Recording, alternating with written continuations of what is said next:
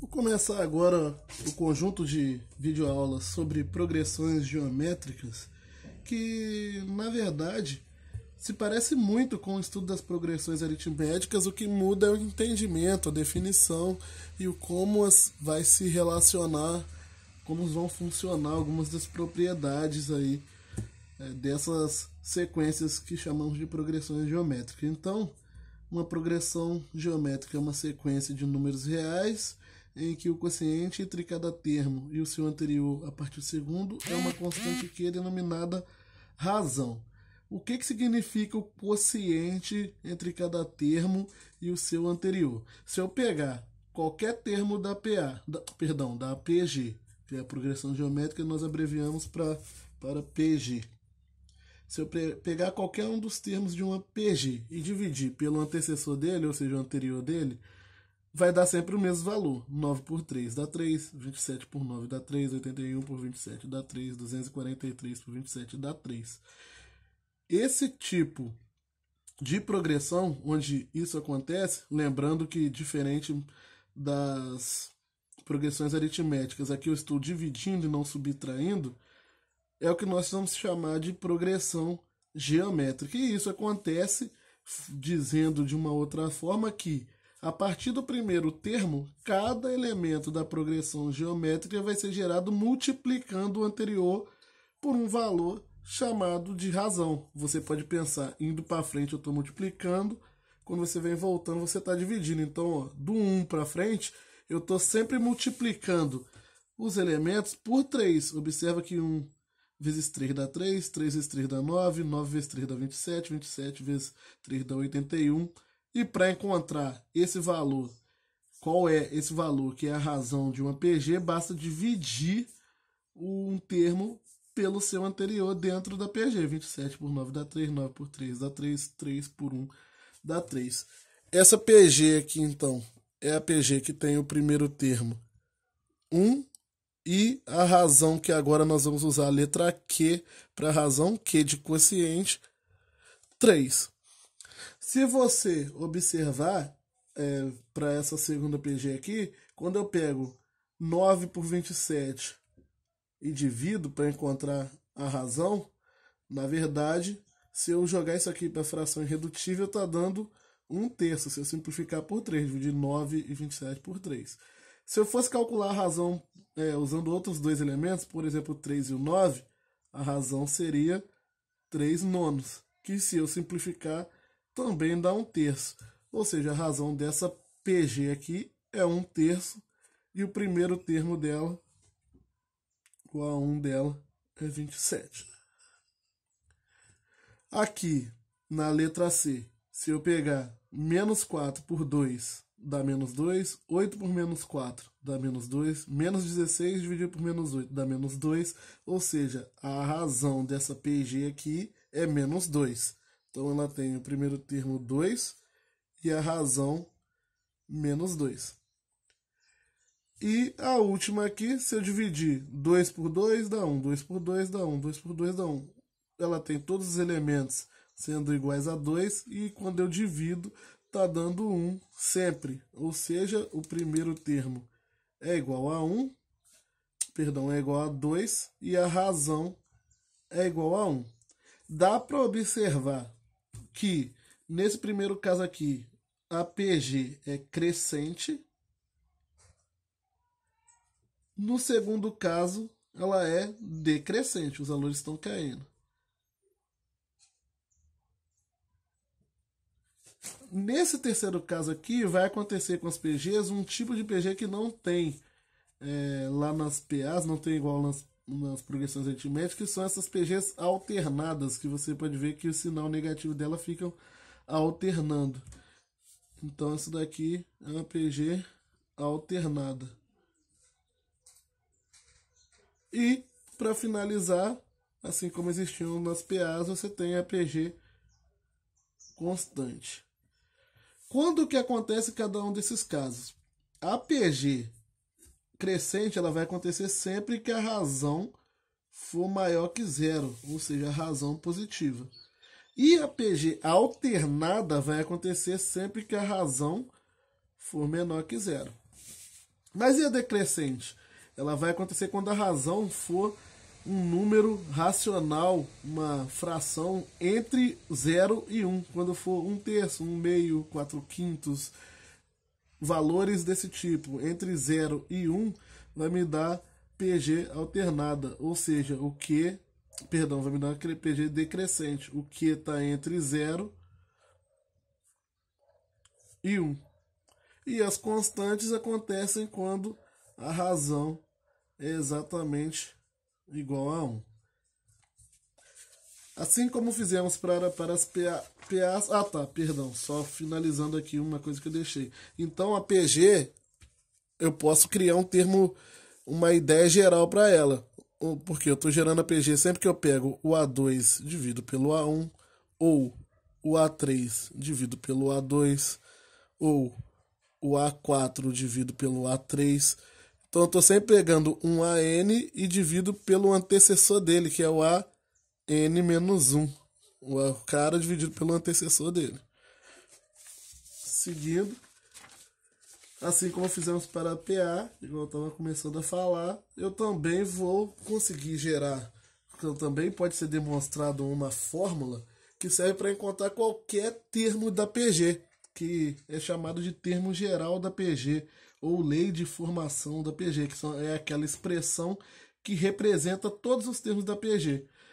Então, dado uma PG aqui genérica A1, A2, A3, AN-1 até AN, e que tem uma razão Q também genérica, nós sempre podemos demonstrar que essa PG vai obedecer essa fórmula aqui chamada de termo geral, onde o AN é o enésimo termo,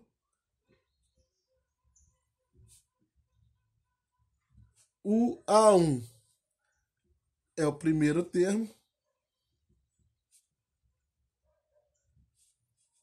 N é a posição dos termos, no caso aqui é a posição N, que é uma posição genérica, e Q é a razão da PG. Essa é aqui para as PGs, então o meu termo geral vai ser um AN qualquer, pode sempre ser encontrado pegando o A1 e multiplicando pela razão elevada a N-1. O que significa isso? Para encontrar qualquer valor da minha PG, basta eu pegar o primeiro termo e multiplicar pela razão elevado à posição anterior dele. Por exemplo, o A6 de uma PG qualquer vai ser sempre o primeiro termo vezes a razão elevada a 5, porque vai ser N-1, o N é 6, 6 menos 1, 5. O A10 vai ser o A1 vezes Q elevado a 9, que é 10 menos 1. Um A20 qualquer vai ser igual ao A1 vezes Q elevado a 20 menos 1, ou seja, 19. Então, A20 é igual ao A1 vezes Q elevado a 19. Fazendo aqui alguns exemplos para ficar bem fixado isso em mente, vamos supor, eu peço para calcular o 10º termo da PG, que tem aqui 7, 14, 28. Dá para observar que essa PG aqui, o A1, é 7 e a razão é 2, porque 14 por 7, 2, 28 por 14, 2. Então a razão é 2. Qual é o 10º termo dessa PG aqui? O A10. Eu nem precisaria repetir isso aqui, é só para vocês fixarem. É igual a quem então? É o primeiro termo vezes a razão elevada a 9. Então o A10 dessa PG aqui vai ser 7 vezes Q, que no caso é 2, a nona. Então, o A10 ele vai ser 7 vezes 2 a nona, 512, né? Aqui vai dar 7 vezes 5, 35, fazer essa conta. 7 vezes 512. Então, vai dar 14, vai 1, 7, 8, 35, 3.585. Olha o sol aí aumentando a luminosidade da mesa aqui, onde eu estou. No segundo exemplo aqui, pergunto qual é o sexto termo da PG, que tem o 3 menos 6 e por aí vai. Então aqui, de novo, o A6 é o A1 vezes Q elevado a N menos 1, o N é 6, 6 menos 1, 5. Então vai ser o A6, ele é igual a 3 vezes a razão. Nessa PG aqui, o A1 é 3 e o A6 é igual, e o A2, perdão, é igual a menos 6. A razão, na verdade eu queria a razão, né? Não queria o A2. A razão será menos 6 dividido por 3, ou seja, menos 6 dividido por 3, que dá menos 2. Então aqui vai ser menos 2 elevado a 5. Então o A6 vai ser o 3 vezes menos 2 a quinta, vai dar negativo, né? Vai dar menos 32. Então o A6 é igual a menos 96 na hora que eu multiplicar 3 vezes menos 32. Eu também posso gerar, assim como eu fazia com as PAs, a lei de formação geral de cada PG em separado utilizando o termo geral. Utilizando a fórmula do termo geral, eu posso gerar uma lei de formação para cada PG, para cada elemento, colocá-la generalizada em função de N. Basta substituir o A1 e o Q.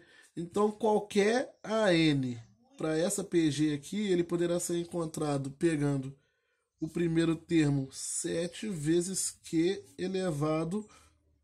Q não, vezes 2, deixa eu refazer aqui. Vai ser, o AN vai ser igual a 7 vezes 2 elevado a N menos 1. Isso aqui qualquer termo. E daqui para frente é só eu substituir. É 9, se eu quero achar o 32, vai ser A32 igual a 7 vezes 2 elevado a 32 menos 1, que é 31. E por aí vai para qualquer elemento de uma PG. Costuma se aparecer assim nos problemas de exercício. Ao invés de aparecer os elementos, aparece já a lei de formação geral de cada PG. Nesse caso aqui, o termo geral, a lei de formação dessa PG aqui é AN é igual a 3, que é o primeiro termo, vezes razão, que é menos 2, elevado a N menos 1. Essa é a lei de formação dessa PG. Assim como aconteciam com as PAs, eu também tenho os problemas de interpolar meios geométricos numa PG. No caso da PA, nós chamamos de interpolar meios aritméticos. Aqui nós vamos chamar de interpolar meios geométricos, que significa criar uma PG. No caso, ele quer que você interpole 4 meios geométricos entre 1 e 3125. No caso, ele quer que você crie uma PG que tenha o primeiro termo 1 e o último termo 3125. E você quer colocar mais 4 termos entre 1 e 3125. Você quer saber em quais posições e quais serão esses 4 termos aqui espaçadamente dentro dessa PG. Então, ele quer que você crie uma PG. Ele quer saber como serão as características da PG, que tem o primeiro termo igual a 1 e o último termo, que é o 6, o A6, é o sexto termo, igual a 3125. Por que sexto? Porque eu tenho 2, já sei o primeiro e o último, e ele quer botar mais 4. Como que eu acho os elementos dessa PG? Como que eu acho a razão dessa PG, no caso, para encontrar os outros elementos? Porque eu preciso só da razão, já tenho o A1, tendo a razão eu consigo montar o termo geral. Então, basta utilizar o A6 que ele te deu. Você sabe que o A6 é igual a 1 vezes Q elevado a 5. E você sabe que o A6 é 3125 e que o A1 é 1 vezes Q elevado a 5. Então aqui você tem que Q a quinta é igual a 3125 dividido por 1. Passei o 1 dividindo, nem precisaria nesse caso, né? 1 vezes Q a quinta é Q a quinta. Então, Q vai ser a raiz quinta de 3.125. Para encontrar essa raiz quinta aqui, eu teria que fatorar o 3.125. E aí, aqui, se eu não fatorei antes, para vocês, nesse caso, deixa eu pegar um rascunho aqui. Teria que fatorar, né? 3.125. Fatoro, vou dividir aqui. Dá para dividir 7 por 5, por 2 não dá nem por 3, então vai ter que ser por 5. Aí 3.125 dividido por 5 vai dar 36, acho que vai dar 625, né? 6, 1, 2, 1, isso, 625. Então aqui vai dar 625, por 5 dá 125, por 5 dá 25, por 5 dá 5, por 5 dá 1. Então dá 5 a quinta. Ou seja, 3.125 é raiz quinta de 5 a quinta. Então Q vai dar 5, né? Vai cancelar aqui. Então a raiz, a razão é 5. Ou seja, quais são os termos da minha PG? É 1. 1 vezes 5, 5. 5 vezes 5, 25. 5 vezes 25, 125. 5 vezes 125, 625. São os próprios elementos da fatoração que eu fiz, né? E já estão os 4 aqui, os 4 meios que faltavam. E o último, 3.125.